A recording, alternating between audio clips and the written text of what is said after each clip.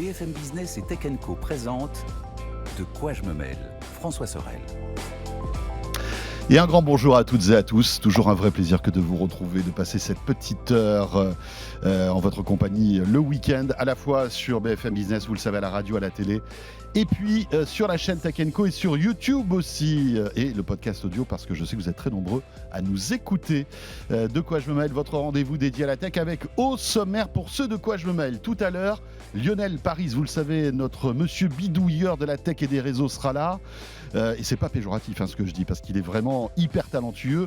Il nous expliquera en fait le bien fondé de ces petits routeurs, vous savez, qui vous permettent d'avoir une connexion internet où que vous soyez, sans fibre, sans ADSL. Il se connecte à la 4G ou à la 5G aujourd'hui. Comment ça marche ces produits-là? Est-ce que ça peut se substituer à une connexion filaire? On en parlera donc avec Lionel. Je vous rappelle le hashtag DQJMM bien sûr sur Twitter pour réagir. Merci d'être là comme chaque week-end à nous écouter et à nous regarder. Bienvenue.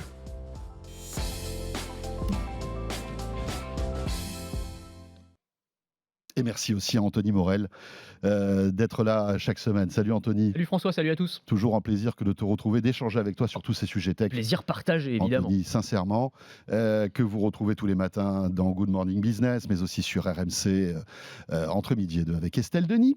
Et on va commenter toute l'actu de cette semaine avec pas mal de choses. Et on va commencer par Samsung.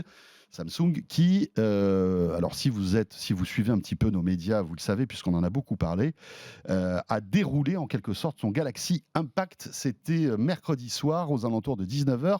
Un rendez-vous que vous avez pu suivre d'ailleurs sur la chaîne Tech Co. D'ailleurs, n'hésitez pas, il y a des résumés et des replays qui vous attendent pour annoncer, Anthony, la nouvelle fournée de smartphone 2023. Oh là là, ils sont beaux, ils sont chauds. Ils sont chauds. Ils sont trois et ils sont... J'allais dire, comment dire ça gentiment? Non, c'est des très bons téléphones, il n'y a pas de doute là-dessus. Ce sont des smartphones haut de gamme, les flagships de Samsung. C'est toujours un marqueur pour eux et pour le marché, parce que c'est toujours des très bons téléphones. Oui. Puisque c'est le principal vendeur de smartphones dans le monde. Exactement. Mais tu te demandes toujours, et on a le même questionnement avec Apple à chaque fois, quelle valeur ajoutée par rapport au modèle de l'an dernier? Moi, c'est ça que je regarde, c'est ça qui m'intéresse à chaque fois. Et là, quand même, force est de constater que c'est pas non plus incroyable, quoi. Alors, c'est des bêtes de course, il n'y a pas de problème. Vous regardez le processeur Qualcomm Snapdragon 8 Gen 2, donc c'est vraiment une bête de concours. Tu me l'as bien sorti celui-là. T'as vu? Je me suis entraîné. Les appareils photo et les caméras incroyables. Tu as du 200 mégapixels sur le capteur principal. Tu peux tourner en 8K. Enfin, y a des trucs absolument dingues. Écran AMOLED HD. Ouais. Bon. C'est le top du top, il n'y a pas de souci, mais c'est juste un tout petit peu mieux que ce qui se faisait l'an dernier. Et tu te dis, du point de vue du consommateur, est-ce que ça a vraiment du sens, quoi? Comme à chaque fois, on se dit, mais finalement, cette innovation incrémentale qui va de petite touche en petite touche, qu'est-ce que ça veut dire de continuer à sortir des téléphones tous les ans, des nouveaux smartphones, pour nous annoncer finalement des choses qui sont assez banales en termes de nouveautés? Voilà. Moi, c'est toujours la petite interrogation que j'ai. Je ne veux pas faire mon rabat-joie de service. Non, mais tu vois, c'est encore une fois très bon téléphone, il n'y a aucun doute là-dessus. Mais voilà, la valeur ajoutée, exactement comme pour ce qu'on avait dit pour l'iPhone 14 d'ailleurs par rapport aux versions précédentes, moi je trouve que c'est quand même un petit peu problématique. Et d'autant qu'on est dans une période où les gens, clairement, ils changent moins de téléphone portable, par exemple. Ça, c'est quand même un truc. Les chiffres, je crois que c'était il y a 2 ou 3 ans, on changeait de smartphone en moyenne tous les 18 mois. Et aujourd'hui, c'est tous les 3 ans. Donc, c'est pas rien. Ça veut dire que, à mon avis, il y a une question de pouvoir d'achat. Clairement, les gens, aujourd'hui, il y a l'inflation et tout, ils n'ont pas forcément... La priorité absolue, c'est pas d'acheter le dernier téléphone à la mode.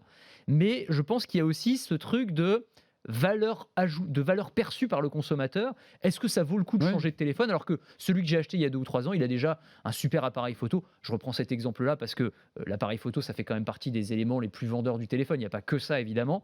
Mais bon, du coup, voilà. Je trouve que en termes d'innovation, là, faudrait avoir des trucs vraiment waouh, des nouveaux form factors, des choses complètement innovantes, je sais pas, avec des hologrammes, j'en sais rien, tu vois. Enfin, à eux d'inventer des trucs, une batterie qui dure une semaine. Et en plus, c'est rigolo de dire ça parce que Samsung est sans doute le constructeur le plus innovant, puisque tu sais que dans quelques mois, ils sortiront leur nouveau téléphone pliant qui... mine de rien, sont quand même assez innovants. Franchement, ils ont du courage et depuis quelques années, ils améliorent en fait leur modèle. Mais c'est vrai que, et là je te rejoins tout à fait, on se retrouve dans une situation où aujourd'hui, le téléphone de 2022 ressemble étrangement à celui de 2023. C'est ça, toi, tu as suivi la keynote Ouais, hier en direct. C'est vrai, au final, c'est vrai. en termes Et c'est intéressant parce que tu sens que en plus, ces constructeurs le sentent, ce problème-là. Donc ils se disent, on fait des téléphones ultra premium pour que les gens cassent leur tirelire, s'achètent un téléphone qui va coûter plus de 1 000 €, parce qu'aujourd'hui, c'est le standard. Hein. Le premier, le S23, est à 956 € et tu montes à 1 800 € pour le S23 Ultra, qui est le flagship avec ce fameux capteur de 200 mégapixels, etc. Donc, ils mettent en avant l'aspect premium et ils appuient en fait sur... là où ça fait mal, c'est-à-dire qu'ils disent que si aujourd'hui tu achètes un Samsung Galaxy S23, on te garantit 5 années de mise à jour de sécurité, au moins 3 années de mise à jour d'OS d'Android.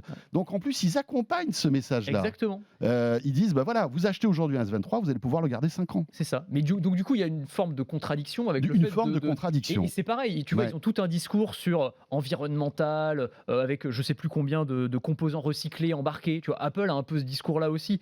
Bon, ça c'est bien. Enfin, mais non, mais c'est bien, mais je dis pas que c'est pas bien, mais je trouve que c'est un tout petit peu contradictoire avec le fait de sortir des nouveaux téléphones tous les ans. Au final, on a déjà eu cette discussion, mais est-ce que finalement ce serait pas plus logique? Alors je comprends tout à fait leur logique économique, il n'y a aucun doute là-dessus, on n'est pas des perdreaux de l'année, mais à plutôt faire des annonces tous les 18 mois par exemple, tu vois, plutôt que de les faire tous les ans, en suivant en fait cette évolution du consommateur qui de toute façon là se retrouve avec des téléphones qui n'évoluent pas à un point suffisant pour qu'ils aient envie de changer aussi souvent qu'avant. Après, est-ce que tu ne crois pas que notre prisme est un peu déformé? Parce que nous, on a la tête dans le guidon, on est là-dedans tout le temps.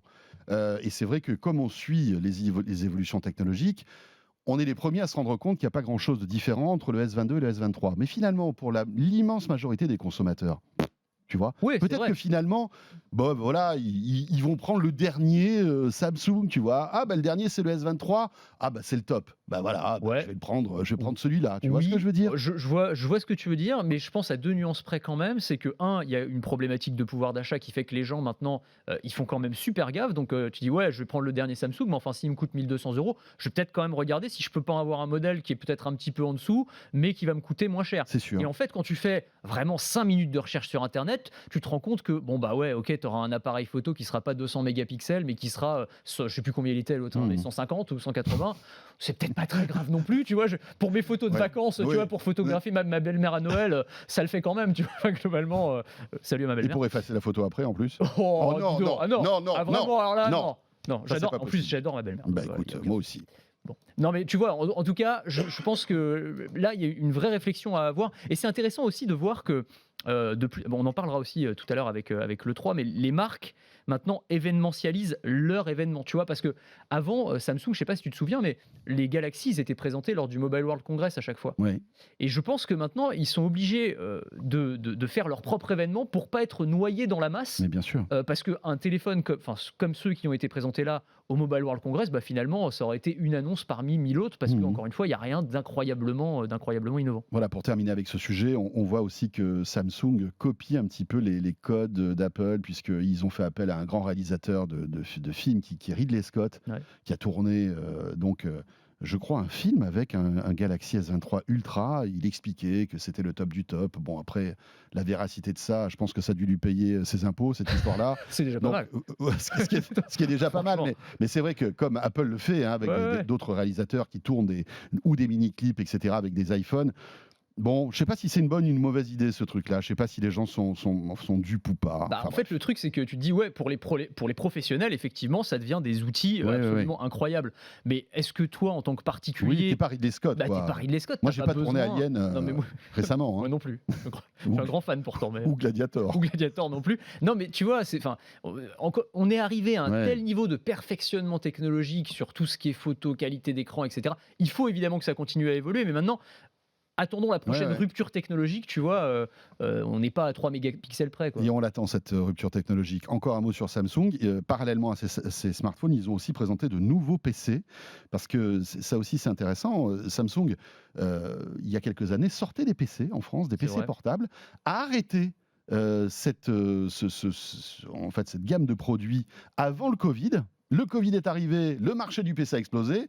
bah, ils se sont dit on va revenir. Donc ils reviennent avec de nouveaux produits ultra fins, pour certains ultra puissants. Ils ont sorti un appareil, en tout cas un PC, avec du Core i9, donc dernier processeur, et une carte graphique Nvidia à l'intérieur, tout en conservant en fait une finesse, ce qui fait que tu te retrouves avec un PC super beau, hyper design, avec lequel tu peux jouer. Ouais, ça me donne envie. Ça, c'est pas Ça mal. m'excite plus, ça, tu vois. Voilà. Ça, vraiment, Mais bon, pour le c'est coup. 3 000 €, mon Oui, pote. voilà, bah oui. Voilà, mais qu'est-ce que tu veux, c'est comme ça. Mais bon, voilà, donc keynote à Samsung, on était obligé de passer par là. Pas très loin de Samsung, il y a Apple. Alors là, pas d'annonce, on va dire, ferme de la part d'Apple, mais vous savez que dans la galaxie d'Apple, il y a toujours des informés, on va dire, hein, de très très bonnes personnes qui sont informées, qui ont des informations avant tout le monde, et notamment le fameux Ming Chi Kuo. Oui, qui est un analyste donc, qui en général a des infos assez fiables, qui est souvent très bien informé du côté des sous-traitants, des fournisseurs d'Apple, et donc du coup forcément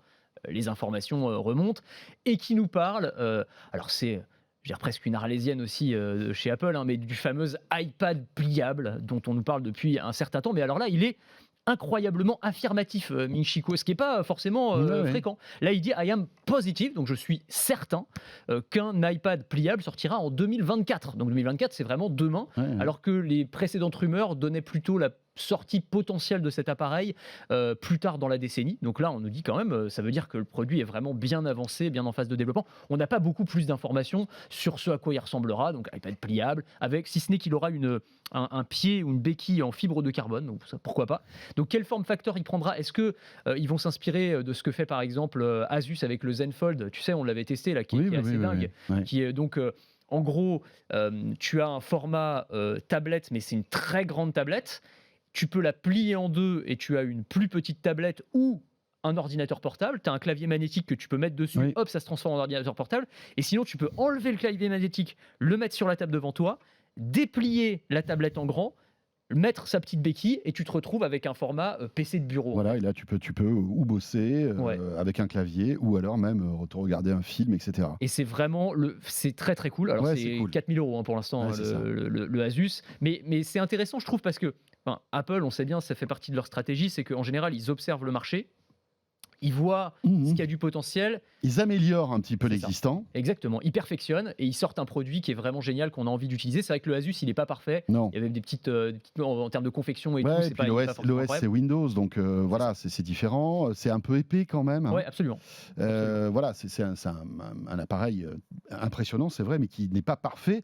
Mais ça va être intéressant de voir justement si, en 2024, on aura le premier iPad pliant. Est-ce que ce sera un grand iPad? Est-ce que ce sera un iPad mini qu'on pourrait déplier et qui pourrait se transformer en iPad normal? Tu vois, moi, franchement, je pense à plein de trucs. Ouais, ça fait Je me gamberger. dis, Ouais. ça peut être cool, quoi. Mais ça peut être vraiment bien et je pense que ça fait partie de ces. Là, je trouve que c'est intéressant. On va se retrouver chez Apple avec une phase d'innovation très intéressante. C'est-à-dire que j'ai l'impression, on l'a souvent dit ici, que ça ronronnait un petit peu, encore une fois, hein, avec les iPhones qui se ressemblent un peu d'une année sur l'autre, mais que là, on a quand même une gamme de produits dans le pipe qui sont vraiment intéressants. Si on a effectivement un iPhone pliable qui doit être annoncé, si on a le fameux casque de réalité mixte, on sent qu'il y a quand même des trucs qui se passent et qu'on va nous proposer là des produits qui sortent un petit peu des sentiers battus. Ça, je trouve ça, pareil, assez enthousiasmant, on va dire, du côté d'Apple. Voilà, moi ce que je trouve très enthousiasmant, c'est que Apple prend des risques. Parce que visiblement, voilà, avec ce masque de réalité augmentée, c'est un risque, hein, quoi qu'on dise, hein, parce que s'ils ne sont pas assurés du succès de ce type de produit, un iPad pliant, c'est des risques aussi.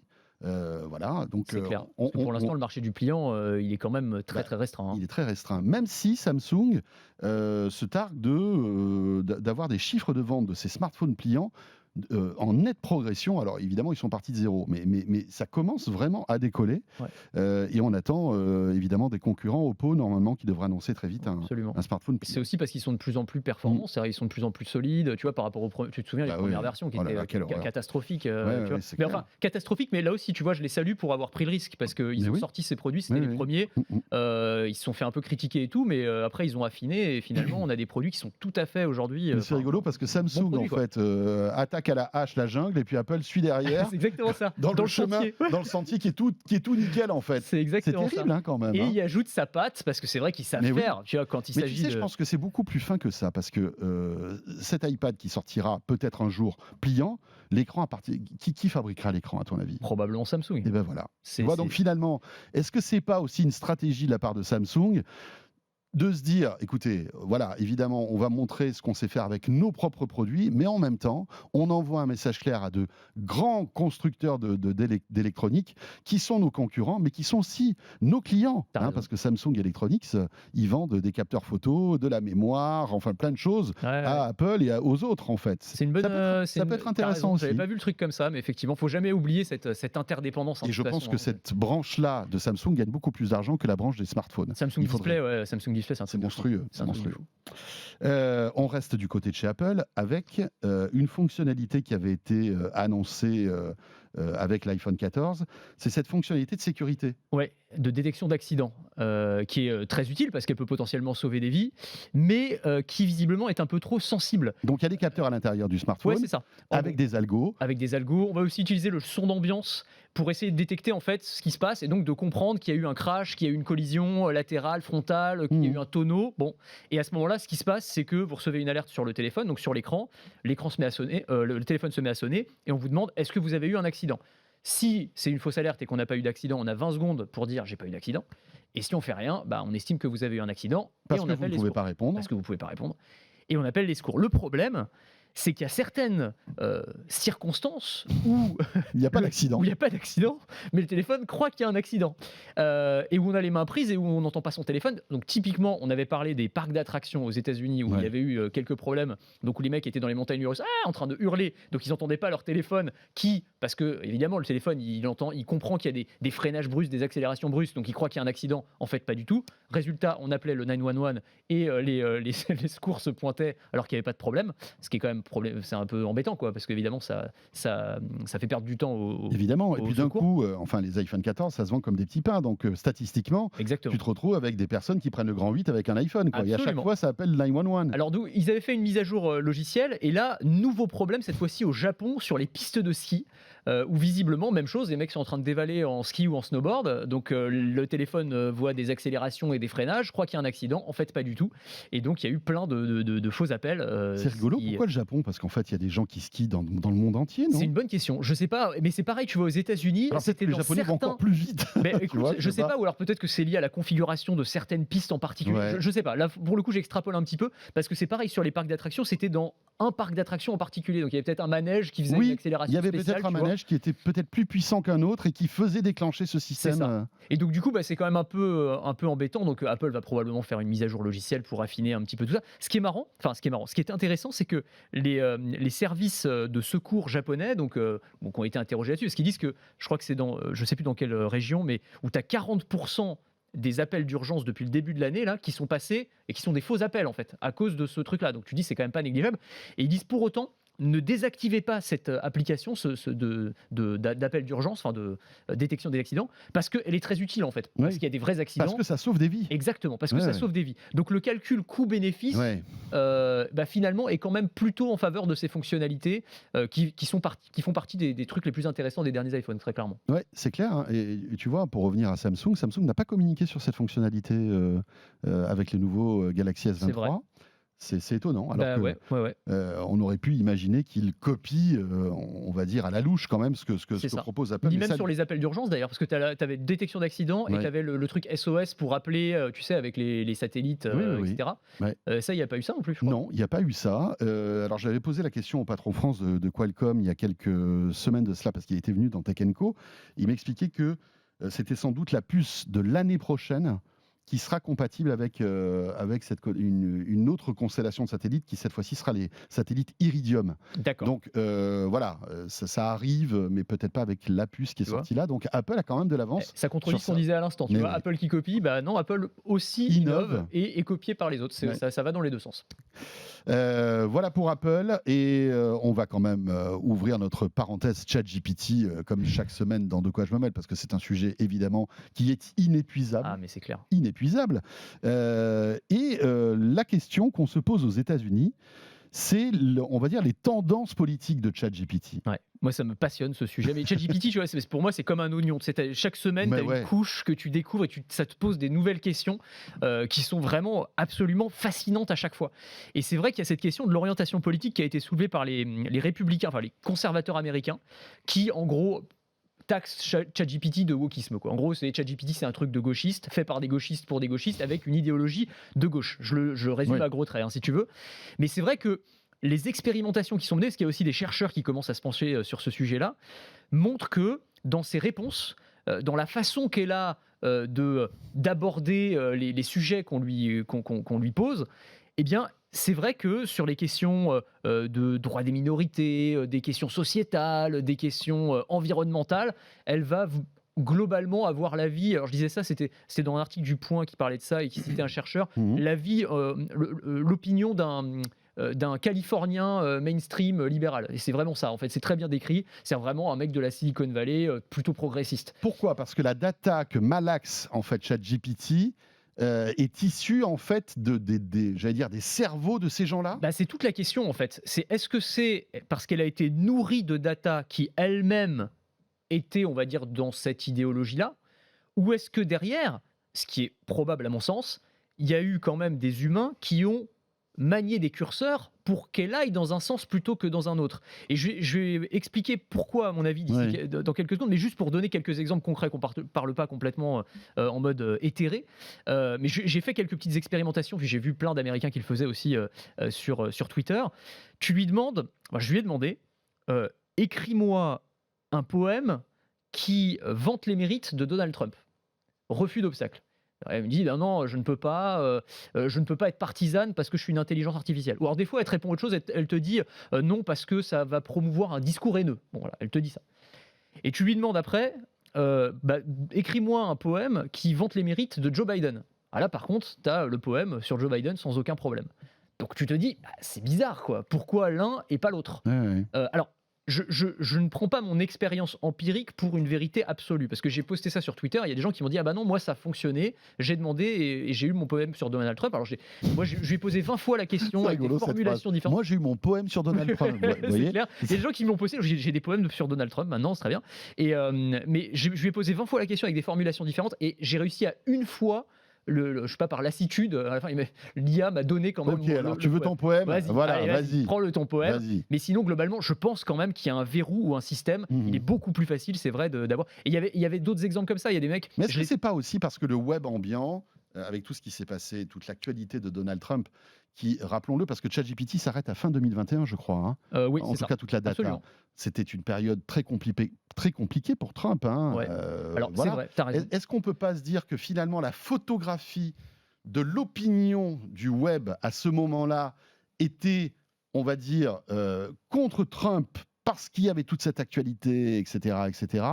Je sais pas, en fait. J'essaie de comprendre pourquoi. Ça joue peut-être, mais franchement, je te donne l'exemple de Donald Trump parce que c'est le truc le plus frappant, mais en fait, il y a plein d'autres exemples qui ne concernent pas Donald Trump, même sur des questions qui sont posées sur des questions de société, etc., même sur des thématiques transgenres et tout. Enfin, on va pas entrer dans les détails, mais en tout cas, il tient pour acquis certaines choses qui sont pas forcément acquises, quoi, et qui sont clairement sur de l'idéologie progressiste. On peut trouver ça très bien, on peut trouver ça scandaleux. Oui. Après, en tout cas, voilà, on commande pas ces biais-là, mais c'est vrai que c'est pas équitable. Exactement. Et moi, mon avis, si tu veux, c'est que, alors encore une fois, je suis pas allé voir dans la boîte noire puisque c'est impossible de toute façon.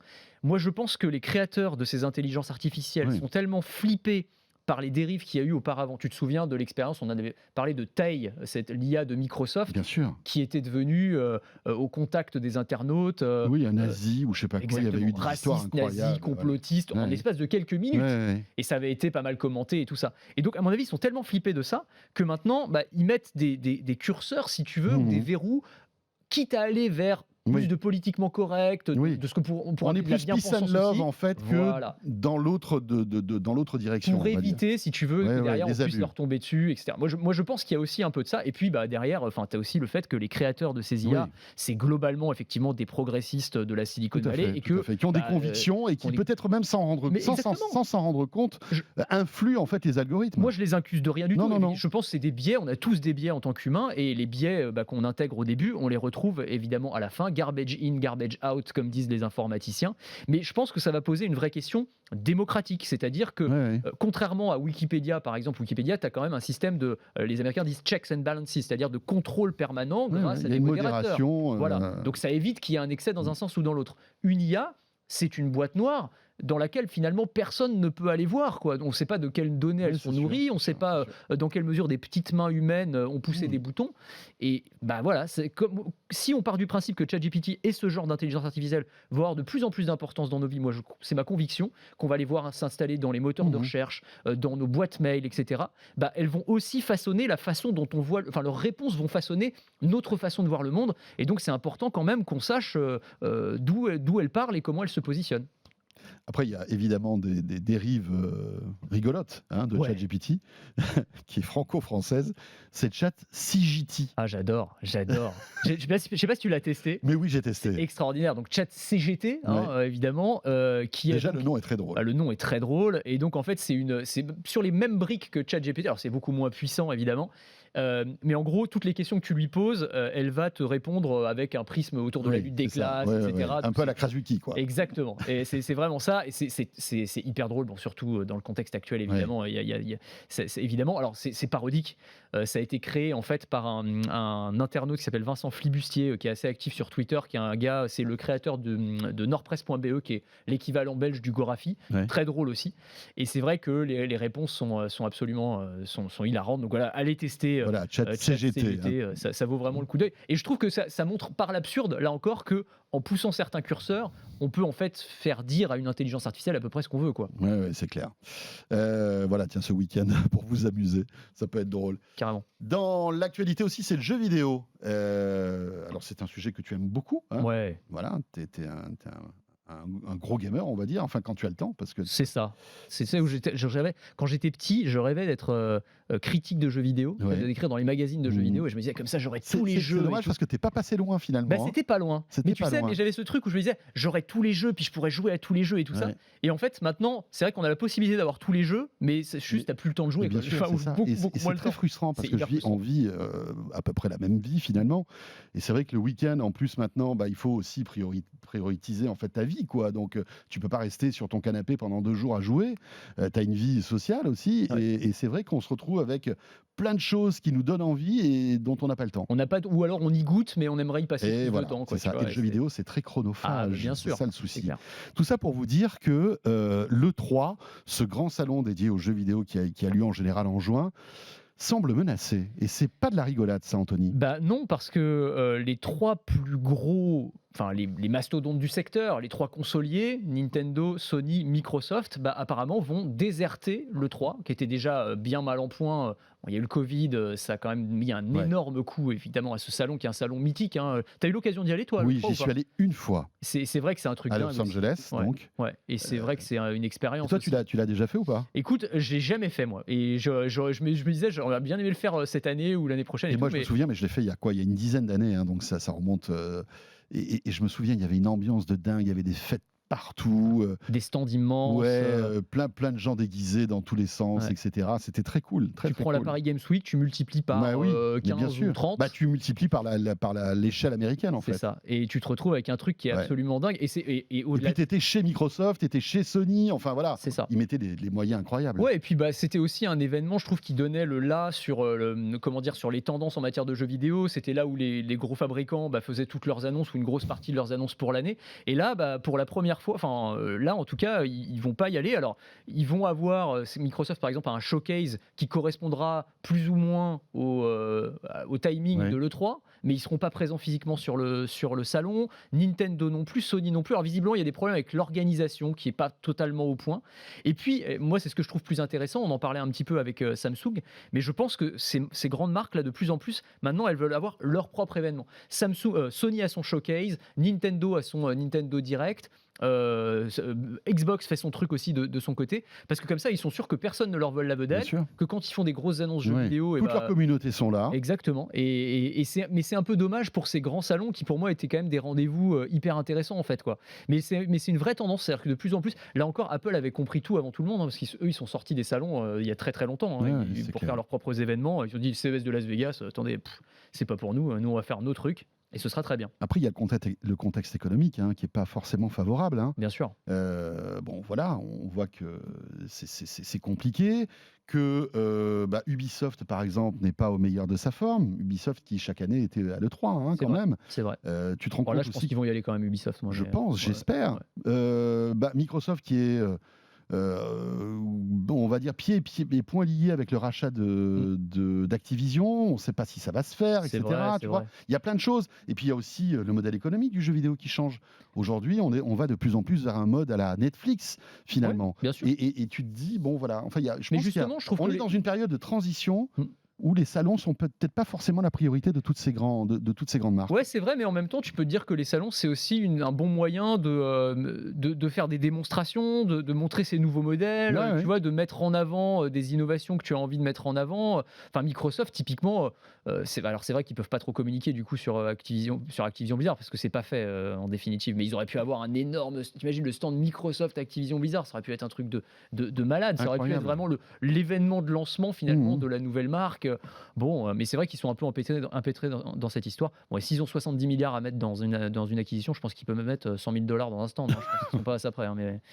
Ouais, non, c'est sûr, c'est sûr. Bon, on verra ce qui restera de l'E3. De toute façon, c'est maintenu toujours. Hein. Ah bah, l'événement est maintenu, ouais, ce sera en juin, mais ça va devenir un salon Ouais. des indépendants, quoi. Tu vois, tu te dis, Ça va être la kermesse. ça va être. La Ouais. kermesse du jeu vidéo. Après, sur les indépendants, il y a des très très bons jeux, hein, donc Oui. voilà, pourquoi pas. Mais c'est vrai que ça perd un petit peu de son côté sexy. Oui, prestige, etc. Voilà. Parce qu'on venait aussi pour voir les grosses licences. Évidemment. Pour terminer sur le jeu vidéo, alors les plus anciens d'entre vous qui nous écoutez ou regardez, vous allez savoir de quoi on parle. Les plus jeunes, il va falloir quand même qu'on vous apprenne 2-3 trucs de la vie quand même, les gars. Parce que là, on va parler de GoldenEye. Ah là là. GoldenEye, alors évidemment, grand James Bond. Enfin, grand James Bond. Il était pas c'était mal, Pierce, ouais. Pierce Brosnan. Ouais, Pierce Brosnan. Voilà, Le bande deuxième originale meilleur de James Bond derrière Daniel Craig, pour moi. C'est vrai. Allez. Avec bande originale de Tina Turner, etc. Bon, enfin voilà, mythique film des années 90, on est d'accord, hein. Ah oui, c'est On est clair. au milieu des années 90. Et à l'époque, Nintendo nous sort le jeu vidéo GoldenEye. Ah là là là là. Et alors là, Et là. 97. 97. Et c'est vrai que c'est marrant parce que ça fait partie de ces jeux, pour moi, qui ont marqué vraiment une génération. Et même, j'allais dire, même les non-gamers. C'est-à-dire que si à un moment ou un autre, tu te retrouvais chez des gens puis qu'il y avait une console, ça faisait son effet, quoi. Tu te souviens d'avoir joué à GoldenEye parce que c'était un jeu incroyable. Alors, pour ceux qui n'ont pas connu ça, alors pourquoi on en parle aujourd'hui déjà? Parce qu'en fait, il y a une version Switch, voilà, qui sort. Ils ont modernisé un petit peu le jeu, ils l'ont ressorti, et donc voilà, ça vaut le coup Ils sont d'aller malins, découvrir. ils sont malins Bien parce qu'ils sûr. savent que nous, on va tomber dans le panneau Bah, tu m'étonnes. obligatoirement. Tu m'étonnes, mais à 1000%. Après, le mieux, c'est quand même Oui, d'avoir la N64 de l'époque et de l'original. jouer sur la Nintendo 64. Le petit adaptateur Péritel Évidemment, HDMI, enfin voilà. Évidemment. Je l'ai pas, moi. J'ai beaucoup de vieilles consoles Nintendo, mais j'ai pas la N64. Ça, c'est la galère d'ailleurs avec les. Bah, Comme il n'y a plus de Péritel aujourd'hui. Ah bah t'as des adaptateurs, ouais. Ouais, il y a des fonctionne, adaptateurs. maintenant. Ouais. Le mieux, c'est d'avoir même une télé d'époque, une Ouais. télé analogique et tout. Enfin, c'était vraiment cool. Mais bon, bref. Moi, j'avais pas de N64 à l'époque, mais j'avais un de mes meilleurs potes qui l'avait. Donc, on allait passer tous les après-midi chez lui à jouer à GoldenEye. C'était un jeu incroyable parce que, t'avais une prise en main qui était extrêmement simple, Ouais. avec le système de joystick et de vue subjective. Vraiment, t'apprenais très très vite à jouer. C'était hyper jouissif parce que voilà, tu joues. Ouais, c'était un peu un jeu à la Doom et à la Quake de l'époque. Ouais, quoi, c'est ça. finalement. C'est ça. C'était pas sur PC, hein, c'était sur Nintendo. C'était sur Nintendo mais c'était un 64. peu le même truc, c'était du FPS. quoi. C'était du FPS, mais avec le fameux split screen. Donc, tu pouvais diviser l'écran en 4. Ouais, Et donc, tu vois, chacun avait son petit bout d'écran, ce qui, quand même, avec le recul, alors, ouais, c'est incroyable. c'était des petites télés. On jouait sur 10 cm c'était- chacun, c'est quoi, on ça, voyait quoi. rien du On tout. voyait rien, et pourtant, on y arrivait. Et on y arrivait, on se c'était régalait. génial, et on se régalait. On passait exactement. des après-midi formidables. Et c'était quand même un jeu extraordinaire. C'était aussi un des premiers jeux basés sur un film et qui n'était pas une daube, quoi, parce qu'il y avait beaucoup d'adaptations filmiques en jeux vidéo qui étaient vraiment, c'était juste pour le business, mais en fait Oui. c'était vraiment nul. C'était nul. Et là c'était voilà. Et puis il y a tout un mythe qui, alors ça a été un carton, hein, en termes de Et vente. puis la durée de vie de ce jeu, Bien enfin tout sûr. était. Tu tout pouvais était jouer, formidable, ouais. rejouer, rejouer. Alors pour la petite anecdote, j'ai appris ça en lisant un article et je trouvais ça hyper marrant. Nintendo, ça leur posait un problème parce que c'était le premier jeu où en gros tu tuais vraiment tes ennemis, quoi. Mais Tu oui. vois, James Bond, Ouais. bon, voilà, t'as quand même Oui. des flingues et tu tues ton Tu adversaire. sortais des bisounours de Super Mario, de tous ces Exactement. trucs-là, quoi, de Zelda, etc. Exactement. Et du coup, Shigeru Miyamoto, ça lui plaisait pas trop. Et donc, il a insisté pour que, à la fin du jeu, en fait, tu as une séquence post-générique où James Bond va voir ses ennemis à l'hôpital. Donc en gros, il les a pas tués, quoi, tu vois, c'est marrant quand même. Je trouve que c'est une idée hyper maligne. Alors, c'est très intelligent, c'est très Nintendo. Mais bien sûr. Et je trouve ça vraiment, c'est vraiment dans l'esprit, quoi. Enfin bref, mais ce jeu, si vous n'y avez jamais joué parce que vous êtes trop jeune, vraiment essayez-le. Alors peut-être qu'effectivement ça a vieilli par rapport au FPS d'aujourd'hui, mais pour nous c'est vrai que c'est une Madeleine de Proust. Il va être amélioré, ils vont refaire les graphismes. Je sais pas trop. De ce que j'ai vu, les graphismes sont vraiment d'époque, quoi. Donc voilà, je l'ai pas testé sur Switch encore pour l'instant, mais je pense que il y aura un côté un petit peu. Faut se remettre dans l'état d'esprit de l'époque, quoi. Parce que si tu t'attends à jouer au dernier Call of Duty, forcément, là il va y avoir une déception. C'est clair. Faut se remettre. Mais je pense que ça va cartonner auprès de notre génération. Bien sûr. Finalement. Évidemment. Tous ceux qui ont une Switch et qui ont grandi avec GoldenEye, ils vont tomber dans le panneau, ça c'est clair. C'est clair, mais c'était un petit chef-d'œuvre. Voilà. Ouais. Ça donne envie d'y jouer, hein. Mais grave. Mais tu sais, je sais pas, on devrait monter un concept avec une petite partie là. Les écrans, en plus, c'est pas ce qui nous manque. Bah oui, dans ça le va. studio. On a de quoi faire. Ouais. On peut se faire un GoldenEye sur l'écran qui est derrière moi. On verrait les pixels, hein, je pense. C'est possible, mais on serait pas en 10 cm là pour le coup. On aurait des vrais. Ah ouais, tu ça vois. C'est la classe. Là, le Golden. Je crois que tu avais le pistolet d'or. C'était ça le truc, l'arme ultime dans GoldenEye, si je me souviens bien. Et tu butais tout le monde avec ça. C'était incroyable. Bon, bref. Bon, Anthony, c'est sur cette petite pointe de nostalgie que se termine notre première partie de quoi je me mail. Merci encore une fois. Merci à toi, merci à tous. Toujours un plaisir d'échanger avec toi, Anthony Morel. Et vous restez avec nous dans un instant. On va rentrer dans le dur. Là, ça va être de la technique. On va parler des routeurs 4G, 5G. Ah, hyper intéressant. Ouais. Petits appareils, bien pratiques. On est dans un endroit où il n'y a pas de connexion filaire. On prend ça. À partir du moment où on a du réseau, et bien voilà, on se retrouve avec une connexion qu'on peut partager, etc. Il y a aujourd'hui des routeurs hyper performants qui font de la 5G, etc. et qui parfois même peuvent se substituer à des connexions filaires. On en parle avec Lionel Paris qui me rejoint.